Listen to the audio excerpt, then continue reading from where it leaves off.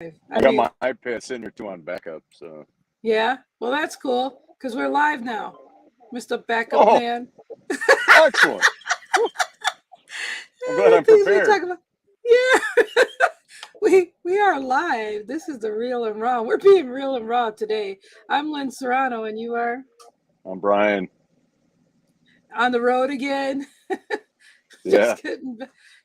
Just getting. If we want to tell how bad we are at singing, just sing that like Willie once did. You know what I mean? Yeah, right. We're gonna be right back after this, and this is gonna be as quickie as we can imagine here. But hold on.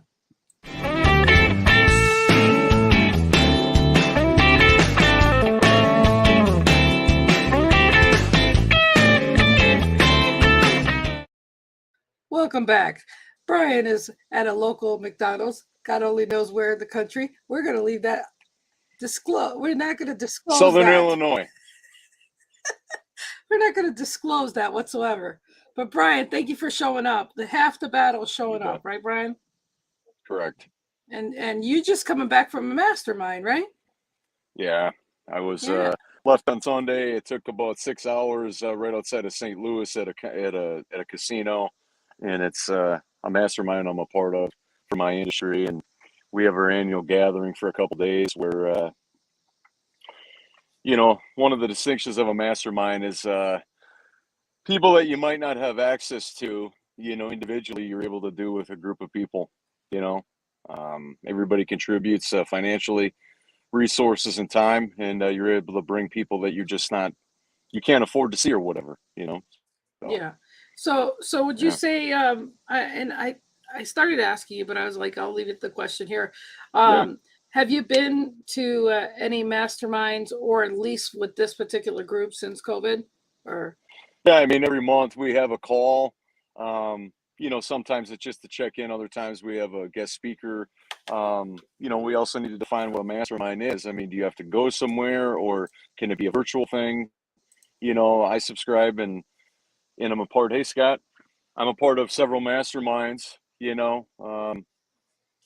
Everybody decides on what they want to be a part of, but I think that's the future of if you really want to hone skills. I mean, conferences are always going to be there, but me personally, I think I'm kind of past the conference thing because I want to hone specific skills, and there's certain people I want to learn that stuff from. So you like to be there in person, right? I mean, is it cost effective to do something virtual? Yeah, but it's I find you can learn any which way. It's just a matter of your preference. But if you can't make it or whatever, because we have some members from Canada and they weren't able to make it, so it's like, you can still be a part of something with video technology that you wouldn't be able to before. So you just learning is unlimited in terms of how you can do it. There's Debbie. Hey, Debbie. But I think though that the unification of people all for a like-minded cause is what unites people, right? And I think that conferences are always going to happen, but me personally, I don't find the validity of a conference as productive or as rewarding as a mastermind, where you're with a specific group of people, and it doesn't mean you're elitist. It doesn't mean you're any better than anybody else. You still put your pants on the same way. It's that there's specific skills and talents that you want to work on, and you found those people that can make that possible.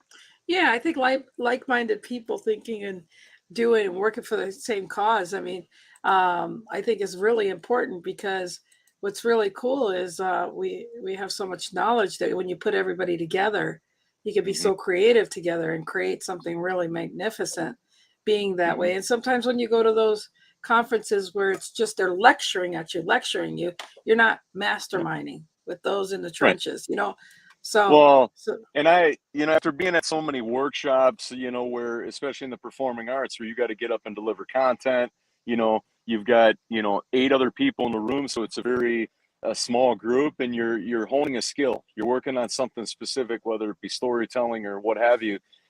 I'm forever biased in that regard, because if you're willing to hone those skills and you're willing to be vulnerable and transparent, you can up the ante in terms of your talent and skill really well in a very short period of time.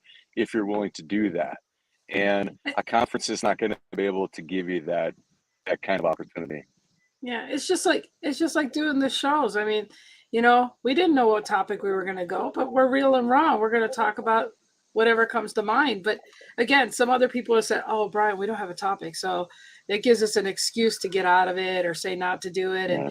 And by the way, I just want to drop a little crumb in here for only those that actually listen, because I'm not posting on my Facebook. I actually got, at 7 weeks and 4 days, I got to see the little heartbeat of my new little peanut that's in the oven and will be baked in by March. So I'm gonna be Very a cool. Mimi again. So I just went there really quick and got here. I mean, I literally got here to my desk 5 minutes, not even 5 minutes before you did, Brian. And again, it's just, you know, living in the minute and going forward. And yeah, I'm pretty excited. My daughter thought she was having twins, and right now we only see one heartbeat, and we saw a healthy, good heartbeat at 7 weeks. So I was really, really excited about that. And yeah, thank you so much. Yeah, leave the congratulation there. Don't say no more than that, because people will be like, what are they talking about? It's in the middle of our conversation. So back to masterminding. You know, the thing is I think I've hearing, like Cheryl and Jerry, they went to a chimney convention thing and there wasn't as many people there. So I still think that there's so much, you know, it's not settled as far as, you know, live events and where people are at with that. And I think the technology of just being here present, I don't think this means is going to go away anytime soon. No, I don't ever evaluate. There's always going to be an opportunity for somebody that wants it, right? Yeah. Mentors that I've done 10 of his workshops with him and his wife. He asks you 3 questions because he comes from a Southern California background in radio, clubs, all of that, like promotion and radio and TV broadcasting. How hard do you want to work? How fast do you want to get there? And how good do you want to be? There's always going to be more seats available than there is people to take up those seats, especially the higher dollar amount you go up for training, right? Doesn't Yeah. make you any better than absolutely anybody else, absolutely not. No. But you want No. it. And there's always Yeah. going to be an opportunity for people that want it. And I really don't look at, you know, like how many people are there, how many not, because I'm there and it's not meant to For be you. selfish. No, right. No, I'm not you're, there to be yeah, selfish, if but anything, if anything, you're being selfish for you, for your clients. I mean, you're absorbing, you're being the sponge. Like they say, you're filling your cup of knowledge and things that you need to learn so that you can be the best you can be. And that pertains well, to and anything in any industry. well, and the one thing I've learned over the years is I accept no excuses or blame. Now, do we all have them? Yeah, we're human beings. But when it comes to training and development, I know single-handedly that makes me better. That is what people are Yeah. reserving me for. That is Yeah. what's taken me to the next level of my life. And it's not, there it is, Christopher Rausch's bracelets. And Yeah. I've heard every excuse in the book. Will I continue to hear more excuses? Yes. But if you're able to get rid of the dollars and the financial investment, there really is, they usually fall pretty quickly, Yeah. you know, Yeah. No, it, especially you, especially when you know, because the crutches are always there, right? The yeah. time, the effort, the expense, or whatever, but that's always going to be there. So Yeah. you Well, got I'll give you people that resist in masterminding or whatever got to do better in terms of what's of holding being them back. present. And Yep. you know, I think this is real cool to say that my granddaughter, she's into cheer, and they and she's in a travel cheer. So she goes to like Utah, you know, Vegas, Reno, Florida, you know, all these different places for cheer competition. And my granddaughter was the only one to represent for her dance squad. She showed up, she had the limelight, and she's the only little trooper. They showed up. She showed up. And you know, and it'll forever be just her that showed up Yep. and had the And it's limelight. and one of the things to point out, it doesn't make you better. It doesn't allow you to fluff up your chest or whatever, but you have to take the bull by the horns. And I don't mean to sound cliche, but you do. You have to be willing to pay the price and do what it takes. And whenever I think of masterminds, going all the way back to when that term was defined, for our world around, the time in which Andrew Carnegie, the richest man in the world at that time, and Napoleon Hill got together, right? That's really where the foundational masterminds were created, right? Is based on that mindset. And I'll always correlate a mastermind with return on inaction. Thanks to Scott McKinney for that term, but return on inaction. It's the part that nobody talks about. correct. What are if I don't do this body of work, or if I don't do this, what will likely happen? If I take no action, what will happen? And what a lot of people don't realize, because most people don't consider it, you're going to be where you are right now, if not worse, if you don't do this. Well, you already know the answer. I'm dyslexic, but the thing is that's the correct question, or that's the correct question to ask yourself. Instead, everybody goes, they find excuses why not to, instead of always show up. That's right, Jerry. 100%. Yep. Love you, Jerry. So again, because here's the thing: is somebody that masterminds and somebody that has the growth mindset, they never stop. It's always a green light. Yeah. You know, it's like there's so much content out there that it's like, hey, it might be a waste of time, but then it's like, okay, how do you know that? How do you know that there isn't an idea in all of that content or that podcast or whatever that has absolutely nothing to do with what you do, and, the return on investment. Okay. Well, the world pays you back if you have a mindset of, I'm going to do this anyways. I don't know what it's going to take me or where it's going to go or what I'm going to do, but I feel good about it. And I know that if I feel good about it and I pay the price, it'll be rewarding. Yeah. And I just love all that, because people are always looking at the excuses and all the reasons why not to. And it was so funny because I was like, I knew I had to show up. Oh, look, it's speaking of no excuse we were just talking about. There he is. There you go. There we go. We're talking about no excuses, Coach. That'd be an honor to be on your show. Yeah, too awesome. Yeah, we have both of our Friday shows. Would be a fun combo. Yeah, we need to. We would love That'd to be do an that. honor. That's right. No excuses. Yes. Christopher, put your links, and I don't allow this for everybody, but please put your links to your wristbands on the comments for us. So, we were just, any chance I get, I'm talking about these. They're not coming off my arm unless they start smelling or the doctor says it's got to come off your arm. So we're not going there, but I'm just saying it's just going to stay there. And I've got the big old believe sign here. So I believe in believing, but again, you got to believe in yourself, and you got to believe that, you can't do right if you don't show up. If you don't show up, then who do you blame? Right. And it's just as simple as that. Like I said, I didn't worry about we didn't have a topic today. I just knew we were both going to show up. It was like not sweating the small stuff, but It was so funny because I didn't realize where I had to go was really close to my other daughter. I could have brought my laptop and went there, but I didn't think about it. I said, no, my ass is going to be back home to do this show. I made sure it happens. So There's his noexcusecoach.com store.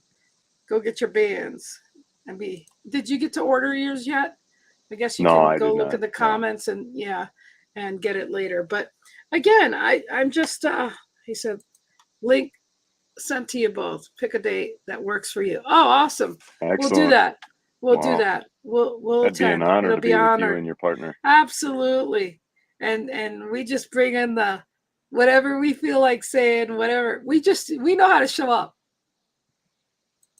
Well, and Christopher, like you talk about, like no excuses. There was an actual coach that we had. The guy's retired, but that's another power of a mastermind, is that you have some influence, or some convincing ability when you can get somebody out of retirement to come and train you for performance skills. And this guy officially retired, came all the way from, he lives right outside of, not Yosemite. Yeah, I think it's Yosemite in California. And I know that he's no nonsense. And so it feels good to get heated up in terms of how much you suck and how much you can improve. Now, it's not personal. And that's a huge distinction that from training and critique that you get, because when you go into an environment like that, it's not personal. But it takes a certain type of person to know that it's not personal. It's all performance based. So can you say who that was or no? Nobody would know him. So it, okay. Doesn't matter. Yeah. He But you did know him he before then, right? oh yeah, I mean, he So you gave me were, one of the biggest pieces of critique I've ever got, is because when I'm in a moment of opening up a microphone and uniting everybody and welcoming them to a venue and for a couple's wedding or a corporate event, is that I get so intense and I don't smile. And I have a great smile and I yeah, don't use it because it's like hello. it's got to be perfect. And so it's Bullshit. a harsh piece of content and critique that he gave me. But number one, what did I do with it? Number two, I get to live the rest of my life with that. And you know You know what I what, mean? With Brian? that information. I love that every time you're on the show, all you do is smile. I love it. As In the goofy as heat of we the get. moment with all these people depending on me, it's like it wavers. Yeah, I know, right? Because you're like, I gotta remember to say this, and I gotta remember to say that, and I gotta, yeah. No, I know, right? It's the, oh wait, the red light's on, and I'm live. There's only one shot at this, and it's like, it's literally like a way of looking at a wedding or at a corporate event is like put a stack of money in the center of a table, and you literally light it on fire with a hope and a prayer and a wish and a and just prayer that everything works out with the people that we reserved, and it's all going to go as it's planned, right, as we Right, created it to be. right. And that's what a lot of these are. Yeah. Oh, Mr. Donnell is in the house. Bob, And Diane, thank you for being here. thanks for Love being your here. live session. Thank you so much, Diane.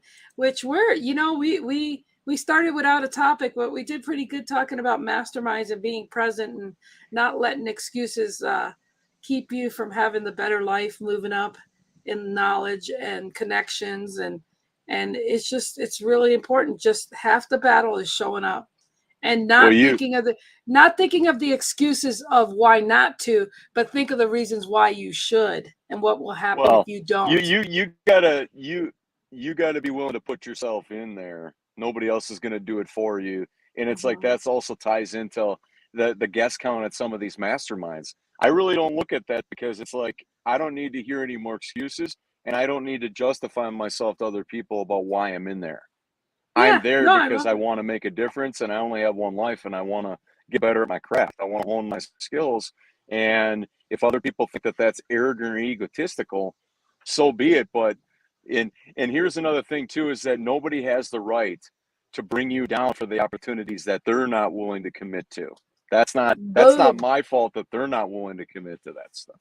boom. If my mic wasn't so expensive, I'd be dropping it right now. Throwing on an AirPod and be like, boom. Yeah, there we go.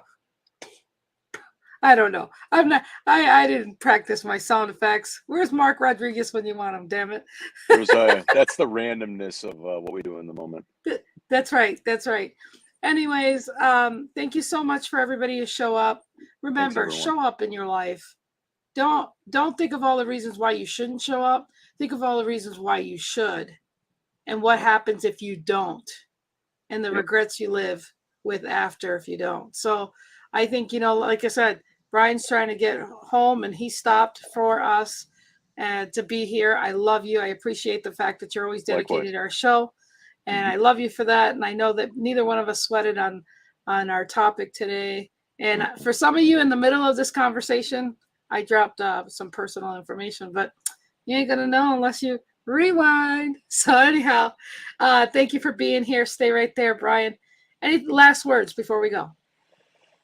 No, you gotta. No, I mean, Okay. I think you you said you enough. only have one life. You can always make more money, but you only give one life. You only get one Yeah. life. Boom. You never know when Boom. it's going to be over, but live with no regrets, Yeah. none whatsoever. Which drive safe, and I love you. I love you a Love you bunch. too. Okay. Yeah. Stay right there. Thanks, everyone. Bye.